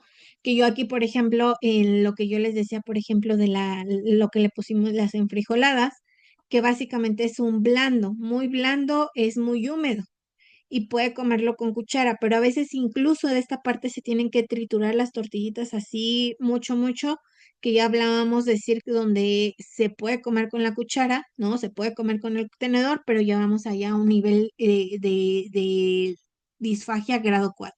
Entonces ahí tú vas a saber, ¿lo tengo que llevar a fino o lo puedo consumir en ese nivel? Para que podamos estar modificando la textura de acuerdo a la disfagia que pueda tener tu paciente. ¿Cómo lo vas a saber? Pues seguramente en el mismo platillo tú vas a ver si lo acepta más en la modificación de texturas o si lo das poco espeso o ligeramente espeso, ¿no? Que es el nivel 1 de la disfagia y ahí lo acepta mejor y no hay signos de dolor cuando el paciente traga, ¿no? Cuando lo tiene en ese aspecto. Entonces, hay que hacer una evaluación post-ingesta, ¿no? Va de la fase faringea, ¿no? Residuos faringeos, es el gorgoteo, ¿no? Y luego hay mucha secreción, episodios de tos que les decía. Otros aspectos que tenemos que estar considerando es básicamente el alimento, los utensilios y la posición en la que come el pequeño. Acuérdense que necesitamos ver el posicionamiento, los utensilios y también los alimentos utilizados y la textura en que se presenta. Esto porque es importante, porque a veces ustedes le van a dar la dieta y van a ponerlo vamos a poner un ejemplo. En la diapositiva pasada, ustedes lo pueden poner como purés, ¿no? Le vas a mandar en el nivel 4, la modificación de la textura a tu paciente. Pero si te dice el paciente que se queda con hambre, como que quiere seguir moviendo, tú vas a estar viendo esta parte, tal vez lo que vas a tener que trabajar va a ser la textura y ya no va a ser en un grado 4. Tal vez te vas a ir a un grado 5, que es picado, donde le cuesta un poquito más de trabajo y se tarda más en la masticación para que puedas sentir la saciedad. Porque acuérdense que tenemos, o sea, si se tarda menos, obviamente se va a tardar menos en consumir líquidos a consumir picados y esto también nos va a ayudar al eje, ¿no? Intestino-cerebro para poder decir que hay saciedad, para que ustedes puedan ver esta evaluación post-ingesta. Los utensilios también son importantes, no se olviden, ¿no? De ver que el niño reconozca el vaso, el plato y la cuchara, porque a veces ellos mismos te jalan o te hablan y te dicen, pues, qué les falta comer, ¿no? Que todavía tienen hambre o que tienen sed. Ahora, terapia para mejorar la masticación y la deglución. Esto es importante, sobre todo les mencionaba cuando hay una etapa de transición como la que yo viví, pero puede vivir los pequeñitos, ¿no? Sobre todo aquellos que tienen algún problema de básicamente convulsiones, ¿no? Que pueden tener esta epilepsia estructural o de repente pues por una infección, por algún problema que de repente tienen problemas de convulsiones, pierden también esta actividad de las células, entonces hay que volver a estar estimulando con dispositivos tal vez de vibración. Se tienen que dar masajes a los labios, arriba de los labios, a las mejillas por dentro y por fuera, ¿no? Se tienen que dar con texturas, se dan cuenta aquí las texturas se estimula para que podamos estar ayudándole a nuestros pacientes con la activación de fibras musculares, aumento de la conciencia oral, el fomento de la percepción de los movimientos orales, ¿no? Ahí van a aprender la disociación, clasificación del movimiento. En cuanto a la defensa del contacto oral, ¿no? La disminución del flujo y la frecuencia básicamente en la que se esté moviendo. Hay diferentes dispositivos de vibración, texturas que se pueden estar utilizando. A veces, pues, unos hacemos algunas en particular, ¿no? Yo les decía con los cepillos de dientes de bebés, con esos también se puede estar trabajando toda la parte del movimiento de la lengua para mejorar la masticación y la deglución. Se tendría que hacer previamente a la alimentación para estar estimulando y dejar descansar para después venir la alimentación, ¿no? De nuestro paciente. No importa que tu paciente tenga 5, 10, 15 años, la terapia para mejorar la masticación en el niño con parálisis cerebral es algo que se tiene que estar trabajando de forma constante, ¿no? Aquí hablábamos, básicamente, no solamente con dispositivos, también se trabajan mucho los masajes, esos me ayudaron bastante con mi hijo, como que cierre la boquita, que abra la boquita, que haga o sea, ustedes están trabajando con estos masajes que también se están dando, sobre todo también en los maceteros, para ayudar a nuestros pequeñitos a mejorar esta masticación y la deglución. Vamos a hablar ahora del estreñimiento. Bueno, importa mucho cómo entra el alimento, sí, para el estreñimiento. Recuerden que el estreñimiento es algo común por la espasticidad y más en estos niños que están en el grado 5 de motor grosso, grado 4, pues obviamente que vamos a tener ahí más problemas de lo que sería la espasticidad, que no solamente es externa, también es interna. El estreñimiento es la expulsión poco frecuente, pues básicamente que vamos a hablar que el niño tiene menos, ¿no? De 3 deposiciones a la semana. Es dificultosa, hay dolor, ustedes se van a dar cuenta que el niño sufre, ¿no? Se ponen rojitos. Les decía las lagrimitas, ¿no? El ver los ojos, la expresión facial, el pujar que tienen que estar realizando es un problema común en parálisis cerebral y es debido a la inmovilidad prolongada que están haciendo. ¿Qué otros factores influyen? Pues sobre todo la ausencia de la postura erecta para defecar, o sea, les cuesta mucho trabajo estar en una posición, hablábamos, pues sobre todo de pie, las alteraciones óseas como la escoliosis, ¿no? Les hablaba básicamente también de los problemas de cadera que pueden tener, ¿no? Que las subluxaciones, toda esta parte, pues también evitan ciertas posiciones y pues pueden traer problemas en cuanto a los movimientos y pues en la correcta, ¿no? Hablábamos precisamente aquí de la gravedad, cómo se muevan. Y factores dietéticos como la escasa ingesta de fibra o los líquidos, incluso el uso de algunos fármacos, pues puede ocasionar este estreñimiento en nuestros niños. Entonces, del 25 al 75 de nuestros niños con parálisis cerebral pueden tener problemas de estreñimiento, ¿no? Acuérdense que es una alteración de la motilidad por la lesión precisamente en el cerebro, una lesión neurológica, la inmovilidad, ¿no? Las alteraciones esqueléticas, la hipotonía, ¿no? La escasa ingesta de líquidos, así como fármacos como los opoides que se utilizan mucho en nuestros niños, ¿no? Los antipilépticos, que les hablaba precisamente estos, son los que ocasionan o van a traer problemas también al músculo, ¿no? Liso después del intestino. Eso va a ocasionar muchas veces la poca ingesta de agua, infección en vías urinarias, ¿no? Menor saciedad, dolor abdominal y pues obviamente que si les duele hacer del baño menos van a querer comer nuestros pequeñitos. Las medidas higiénicas. Aquí les puse una imagen. Yo lo que les recomiendo es que el niño se necesita sentar y hay que subir con un banquito, ¿no? Hay que simular la pose que hace básicamente en la taza del baño. Esto ayuda bastante. Aunque el niño no vaya a ser en el baño, el hecho de que lo vayan y lo sienten en esa posición, obviamente pues muchos de ellos van a necesitar básicamente al cuidador, al menos 5 a 10 minutos tras cada comida para intentar evacuar siempre a una hora fija. Es la posición más adecuada, la de cuclillas o la que nos conocemos como sentadilla. Si no se puede imitar en el baño, de preferencia pues hay que imitar en donde se pueda sentar de esta manera. Esta postura permite que el colon se alinee correctamente con el recto, facilitando una evacuación más completa y sin esfuerzo en nuestro niño que tiene parálisis cerebral. Entonces, hay que simular toda esta parte, ¿no? De donde podamos estar. Si se dan cuenta, es básicamente un poquito como en posición fetal. ¿Qué puede hacerse? Yo lo que recomiendo es que muchas veces a las mamás es como siéntalo en ti, abre tus piernas y recoge las piernas de él, ¿no? Y para que lo estemos abrazando como en esta posición, para que podamos estimular. Al menos recuerden, tras cada comida, ¿no? Yo, por ejemplo, como mi hijo, lo trato de ponerlo sentado al menos unos 10 a 15 minutos y ya después se hace en la posición donde hay que subirle las piernas para estimular. ¿Qué vamos a tratar de hacer ahí? Alinear correctamente el recto al colon para que podamos ayudarles a evacuar más fácil. Y esto realmente tiene una señal así, ¿no? Yo cada que llevo a mi hijo al baño, o sea, él ya sabe que tiene que pujar, ¿no? Y es muy chistoso porque pues sabemos que a muy pocas veces realmente puede ser en el baño, pero después de que se estimule esa parte, yo sé que ya tiene que hacer del baño. Entonces, ¿qué tenemos que estar trabajando con esta parte con las mamás? Que se siente el niño, que se estimule, que se trabaje para que ellos sepan a qué hora se tiene que estar estimulando esta parte a nosotros, bueno, en la familia nos da risa, ¿no? Porque sabemos que él va a bañarse y se sienta antes de bañarse, entonces siempre sabemos que casi después de bañarse, o sea, en la noche, es en el momento el que necesita o el que él va a evacuar porque ya se hizo la estimulación, adecuada, ¿no?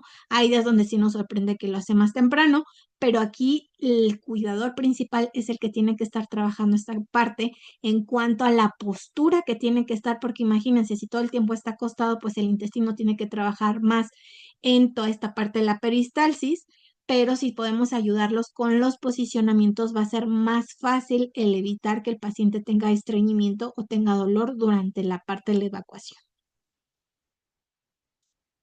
¿Cuál es el tratamiento nutricional? Es conveniente aumentar el aporte de fibra de la dieta y hacerlo de forma gradual, sobre todo para aquellos que no consumen básicamente una buena cantidad de fibra que tú identifiques. Para disminuir estos efectos se pueden utilizar infusiones de manzanilla, hinojo, ¿no? Después de las horas de comida, sabemos que pues básicamente el consumir eh, bebidas con no muy calientes, tibiecitas, sí pueden ayudar o ayudan a mover el intestino. El aumento de la fibra debe de ir acompañado de un buen aumento en la ingesta de líquidos, ¿de acuerdo? O sea, que yo ponga la fibra adecuada no significa que no voy a cuidar los líquidos, sobre todo de agua. Y hay que estar aumentando el consumo de zumos vegetales y de frutas porque estos van a tener una buena cantidad de fibra soluble. Los gramos necesarios recuerden que sean al menos 25 gramos al día. Ahí ya teníamos de acuerdo a la edad, se acuerdan que los hombres pues sí necesitan al menos 30, pero necesitamos de esos 30 que se dividan la mayoría en gramos de fibra soluble y 10 gramos de fibra insoluble. Si tú sabes que tu fibra, ¿no? Como vamos a tener, por ejemplo, el frijol que tiene una gran cantidad de fibra soluble, tanto insoluble, pero la vas a ayudarle a tu paciente a triturar un poco para que ayude. Y pues todo lo que son las fibras, ¿no? La ciruela pasa, la avena ayuda, o las blueberries ayudan. Entonces, la fibra sí es importante que le esté consumiendo de forma constante, acompañada de lípidos, ayuda bastante al tracto gastrointestinal para estar ayudando a nuestro paciente. Entonces, en cuanto a la nutrición es importante, pero recuerden que también la posición, el posicionamiento físico para que nuestro paciente pueda ir sin problemas y podamos disminuir pues el problema del estreñimiento.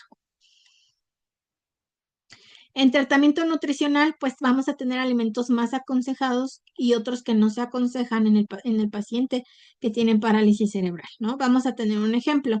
El plátano es algo que les encanta mucho a los niños, sobre todo a los que tienen parálisis cerebral porque tienen esta textura de deshacerse en la boca. Sin embargo, son y conocemos estos como alimentos astringentes. Entonces, la manzana cocida, la manzana pelada, el plátano, los alimentos, básicamente las frutas en almíbar no son los mejores para niños con estreñimiento. ¿Qué tenemos que preferir en cuanto a las ahí? Pues sobre todo que traigan la cáscara, que tengan una buena cantidad básicamente de fibra, ¿no? Las ciruelas pasas, los dátiles son una buena opción para que podamos estar revisándolas en ese aspecto. La leche desnatada, el kéfir, el yogur de sabores, ¿no? El yogur es muy importante para ellos, ¿no? Yo al menos a mi hijo casi la leche no, pero los licuaditos, ¿no? Con la frutita, los yogures de sabores, el queso fresco, el requesón son una buena opción para que nos ayude a esta parte del estreñimiento y también las texturas son muy aceptadas por los niños con parálisis cerebral. Carne, el pavo, ¿no? El pavo, vamos a tener ahí pues estas, básicamente proteínas que son muy aceptadas para ellos. Las vísceras, los embutidos, ¿no? No son muy aceptados o no deberían de ser también muy aceptados para ellos. Los quesos grasosos, fermentados, ¿no? El yogur, la nata, ¿no? No pueden ser como básicamente una buena opción. La leche condensada, lo que tenga mucho dulce tampoco, porque pues también puede, pues evitar, ¿no? Sobre todo el tránsito intestinal. El jamón serrano, el york, ¿no? El pavo, sí, son una buena opción para ellos. Los pescados azules y blancos, para que podamos utilizarlo. Los mariscos, ¿no? La bollería sencilla o que tenga fibra. Verduras, las papas son también una buena opción que estarlas trabajando en forma, sobre todo natural, picadita en puré, pero no fritas. Legumbres secas, el aceite de oliva extra virgen, a mí me ha ayudado mucho con estos niños, ¿no? Tenemos un licuado que lo trabajan mucho en los hospitales, ¿no? Que básicamente es papaya o la ciruela pasa. Con la leche le ponemos aceitito de oliva extra virgen, 1 o 2 cucharadas de avena para que nos ayude con esta fibra, ayudarle al tránsito y pueda ir sin problemas el paciente al baño.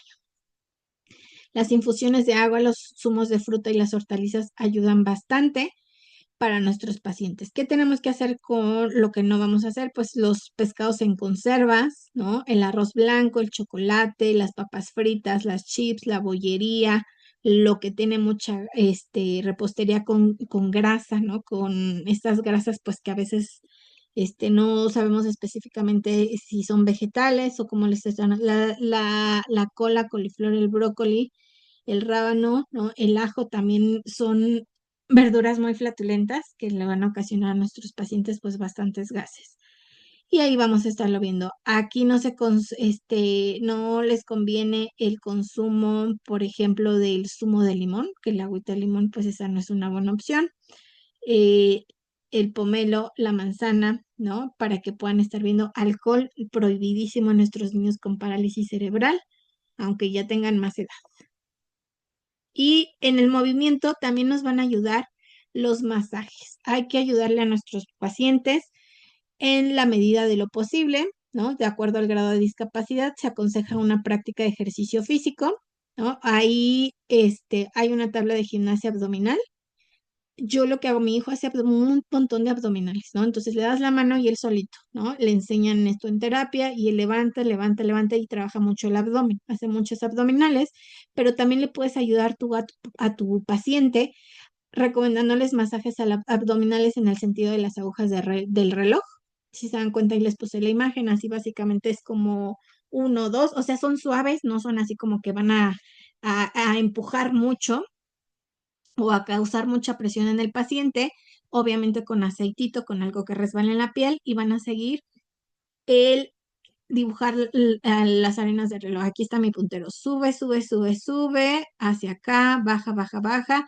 Y cuando esté aquí, hacemos un ligero, pulsión hacia adentro para que se alinee, ¿no? Entonces se recomienda este masaje al menos, Antes de desayunar al menos 10 minutos y antes de cenar al menos 10 minutos. Si lo combinan con los ejercicios de posición, pues va a ayudar bastante al estreñimiento.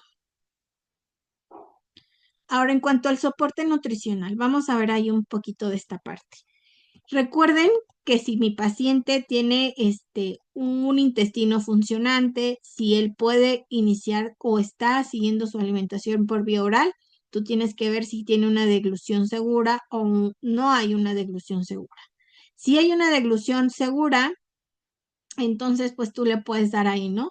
Sólidos y líquidos. Deglución eficaz, si no, tienes que estar viendo que puedes darle una alimentación mixta, ¿no? Con sonda y también con alimentos, pero si tu paciente no tiene esta parte, pues entonces tendría que ser una gastroyeyostomía o una gastrostomía para ayudarle a tu paciente. Si el paciente también tiene continuamente lo que sería la enfermedad de reflujo gastrointestinal, pues ahí es donde tenemos que estar viendo, ¿no? Si una sonda pilórica para evitar precisamente esto. Y si no, pues podemos estar hablando de la posición, ¿no? Sobre todo esto es la posición al alimentarse para ayudar a disminuir lo que sería este problema de reflujo gastroesofágico. Cubre los requerimientos. El paciente puede consumir de forma segura por vía oral. Si no, tendrías que ir a revisar básicamente aquí nuestro algoritmo para ver si necesita una sonda o una, básicamente botón o gastrostomía. Multivitamínicos. Sabemos que estos niños pues tienen bajo peso, bajo tono, podemos encontrar mucha desnutrición y bueno, aquí vamos a ver un ejemplo de un polivitamínico que viene en gotas orales o en comprimidos masticables que se llama hidropolit, ¿no? Hidropolivit. Aquí vamos a ver que los niños son de 2 a 6, de 2 a 6 años son 10 gotas y mayores a 6 años son 18 gotas al día. Aquí vamos a ver que aproximadamente, ¿qué es lo que contiene este polivitamínico? Va a tener retinol, va a tener colecalciferol, o sea, vitamina D3, va a tener vitamina E, va a tener riboflavina, piridoxina, ácido ascórbico, biotina y nicotinamida, ¿no? Vamos a verlo ahí en este multivitamínico que nos puede ayudar a nuestro pequeñito. Y también tenemos aquí el Centrum, ¿no? También tenemos el Supradin Protobit y aquí vamos a darnos cuenta, ¿no? También nos da retinol, tiamina, riboflavina, nicotinamida, piridoxina, biotina, ácido ascórbico, vitamina D, acetato, ¿no? Que viene básicamente la vitamina E. O me gusta también que es el Multicentrum, que es el favorito porque trae hierro, trae magnesio, trae selenio, trae zinc, ácido pantoténico, ácido fólico, niacina, trae las vitaminas del grupo, trae B12, trae vitamina C, trae vitamina D, trae vitamina A, ¿no? Para que ustedes puedan verlo. Por ahí venían las dosis, si solamente van a trabajar lo que sería el calcio, les decía yo, pueden irse a trabajar, ¿no? En los gramajes, ¿no? Al menos hay unos de 500 que vienen también como en gomitas, vienen también en pastillitas o en gotitas. Y la vitamina D, revisen, ¿no? Las cantidades. Regularmente ellos se les da máximo 4000. Si viene, de Supradin Proliobid es el que tiene más cantidad de vitamina D, que son 900 unidades internacionales. Si se dan cuenta, en Multicentrum de D solamente trae 3, ¿no? Que serían básicamente alrededor de 300 a 400 unidades internacionales de vitamina D. Son trazas lo que ellos necesitan. En cuanto a la disfagia, mi paciente va a necesitar espesantes. Los espesantes van a necesitar básicamente los de segunda generación, menos cantidad para conseguir la misma viscosidad, que sería lo que nos ayude a que nuestro paciente pueda hacerlo. Le hacen un caldito de pollo, ok, ¿no? Estos los de primera generación son resistentes a la amilasa salival y los de segunda generación necesitan menos cantidad, entonces ahí podemos saber, ¿no? ¿Qué ventajas tienen? Forman menos grumos, tienen una mejor apariencia, ¿no? Mantienen la transparencia del agua espesada sin modificar el sabor del alimento. Entonces, si quieren darle agüita a su espesante y le ayuda a que tenga una buena cantidad, si necesita de comprar pues agua gelificada. Los dosificantes que se indican para conseguir las diferentes consistencias, pues depende la necesidad o la textura deseada de tu paciente. ¿Qué es lo que va a trabajar? Hay unos que prefieren más las cremas, otros más básicamente pues la densidad, ¿no? Adecuada para que lo puedan estar trabajando. ¿Qué espesantes tenemos? Tenemos este de Fresenius que se llama Trip Insi, que es almidón de maíz con dextromaltosa. Tiene un bote de 225 gramos o sobres de 9 gramos y aquí viene, ¿no? Para 100 mililitros de agua que quede como néctar necesita una medida, que quede como miel 1.5 medidas, que quede como un pudín necesita dos medidas.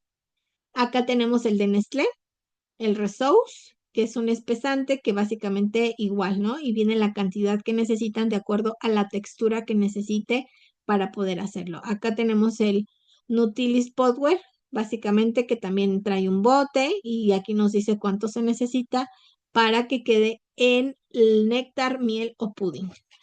Acá tenemos también el de Vegatmed, que es almidón de maíz y solamente aquí vean néctar 2.5 casitos y de miel 3 casitos rasos y de pudding 4 casitos, ¿no?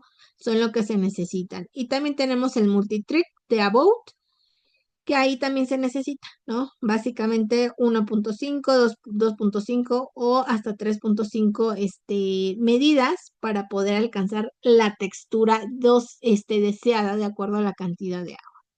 Y también tenemos el espesante NMG, que es almidón de maíz. Hay algunos que sí alteran sabores, ahí pues tendrían que estarlo probando, ¿no? Recuerden, el cuidador y ustedes para saber cuál sería la mejor opción para los pequeñitos. Hay algunos que sí hasta les gusta, ¿no? La textura o el sabor que les da. La mayoría dicen que no, pero hay algunos que sí se siente como ese ligero sabor para conocer sus espesantes. Entonces también tenemos a estos espesantes que les puse primero. Ay, perdón.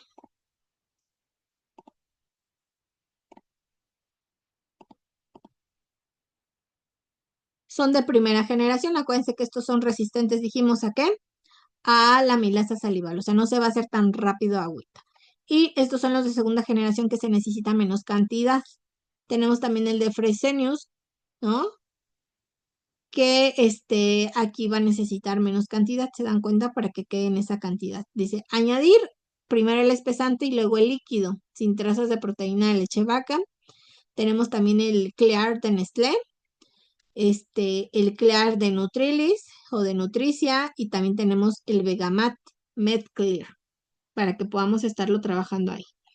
Estos necesitan menos cantidad, se dan cuenta, para poder espesar como miel, néctar o pudín.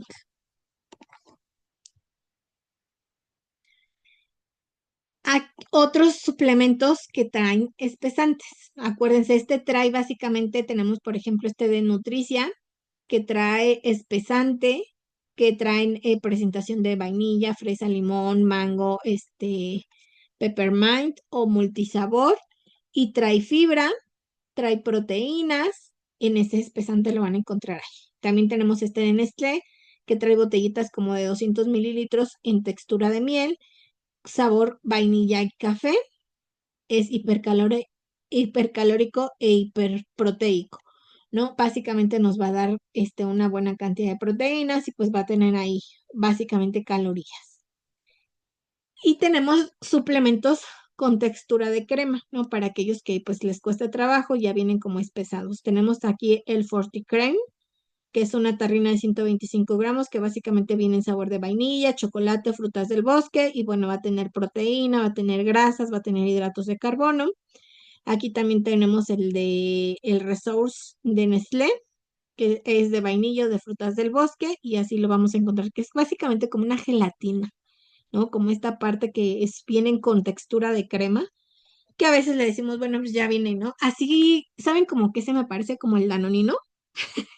Que vienen como en esa textura, por eso dicen que es textura de crema, y vienen ahí de chocolate, de Ensure Plus About, que ya viene como la tarrina así, y vamos a estarlo viendo. ¿no? Para que estos también le ayudan mucho a nuestros niños o a nuestros pacientes con parálisis cerebral a dar una buena cantidad, ¿no? De proteínas, de hidratos de carbono, de grasas y pues obviamente nos van a ayudar a nutrir y alcanzar los requerimientos calóricos en estos pacientes que necesitan pues que nosotros estemos trabajando con los suplementos de textura, ¿no? O que le podemos dar vitaminas para poder estarlo trabajando. Entonces es lo que yo les decía, podemos estar viendo. Por ejemplo, nosotros dejamos una dieta de 1600 calorías, pero si tú hicieras una menor, calóricamente y decir, yo necesito, bueno, pues mira, sabes que esto ya sé que me da 200, me da 150 calorías, entonces ya con estos suplementos con textura de crema, o sea, ya traen tanto la textura como las calorías, pues puedes estar ayudando a que tu paciente que se nutra, ¿no? Entonces, para que podamos estar revisando, tenemos varias opciones. Entonces, este es tu trabajo, ¿no? No nos podemos quedar solamente hasta el menú. Estos pacientes sí representan básicamente un reto para que podamos estar viendo qué más podemos realizar o cómo podemos ayudarlos. Con los espesantes, pues acuérdense, ¿no? O sea, si mi paciente necesita 200, ya en esta agua se ponen la medida para que se especie un poquito y el paciente lo pueda consumir sin problema, o si se puede consumir el agua gelificada para que él pueda alcanzar sus requerimientos de líquidos, que también es importante para ayudar a trabajar el estreñimiento.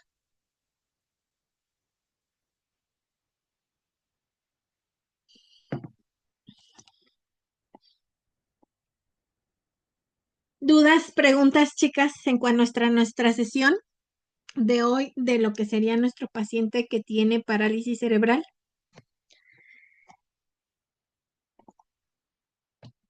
Está muy completo. Lo único que nos faltó revisar un poquito es en cuándo, bueno, por ahí vieron, ¿no? Al menos cada de 3 a 6 meses en pacientes que tienen fármacos o que utilizan muchos fármacos, por ejemplo, el valproato de magnesio, ¿no? La fenitoína. Hay algunos específicamente que se utilizan para evitar o prevenir las convulsiones. Estos pues sí tienen que pasar por hígado y tienen que pasar por riñón, entonces siempre se tienen que estar revisando, ¿no? Ya le toca igual a la pediatra o a la neuróloga revisar esta parte porque siempre es el acompañamiento en conjunto, pero sí lo tenemos que estar analizando, ¿no? Las mejores instituciones y donde tienen a los profesionales más preparados, en mi experiencia, es el Teletón. Trabajan también en forma básicamente organizada, estructurada para enseñarle a los papás a cuidar a la discapacidad y conocer la condición de sus hijos, y también el Hospital Pediátrico de Legaria. No saben qué buenos profesionales también trabajan de la mano y tienen igual, ¿no? El odontopediatra, tienen a la nutrióloga, tienen a la neuróloga, tienen a los cirujanos, tienen a los ortopedistas, o sea, tienen muy estructurada la parte para conocer la parte de la discapacidad. Es muchísimo lo que se tiene que trabajar porque también los fisioterapeutas tienen gran trabajo con ellos, ¿no? Así como las de terapia ocupacional, las de terapia de lenguaje, que las de lenguaje también trabajan a la par con la nutrióloga mucho de la estimulación, básicamente en texturas y toda la parte de la deglución, que es lo que estuvimos trabajando aquí. Pero espero que les haya servido un poquito este curso para seguir aprendiendo a trabajar con este tipo de pacientes que pues necesitan, ¿no? Ser nutridos en gran manera y pues sobre todo ayudarles a que tengan una buena calidad de vida. Entonces, chicas, ¿dudas, preguntas?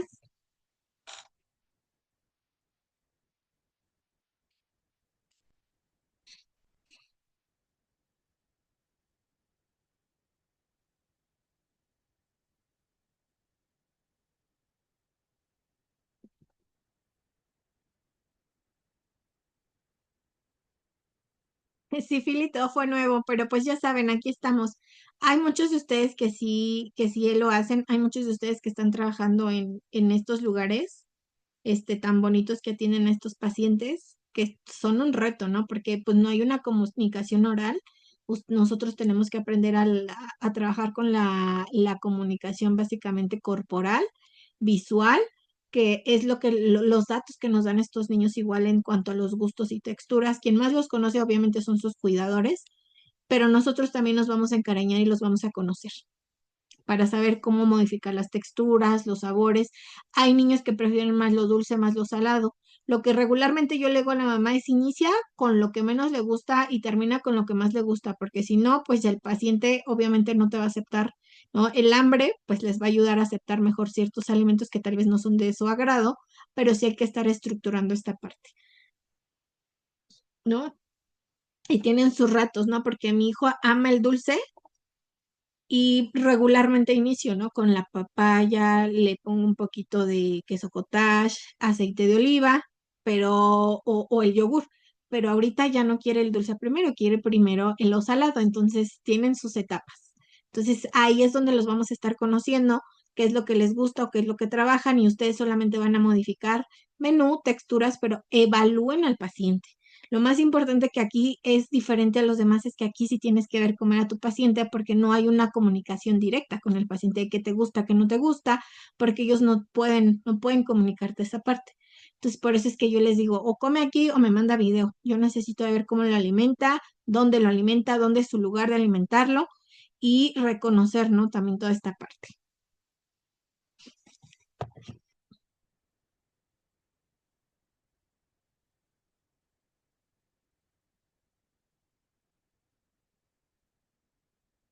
Bueno, chicas, pues si ya no hay dudas, preguntas, si estás viendo esto en grabación y tienes dudas, preguntas, sugerencias, pues mándame un WhatsApp. Que tengan una bonita noche y nos vemos en el curso de la próxima semana.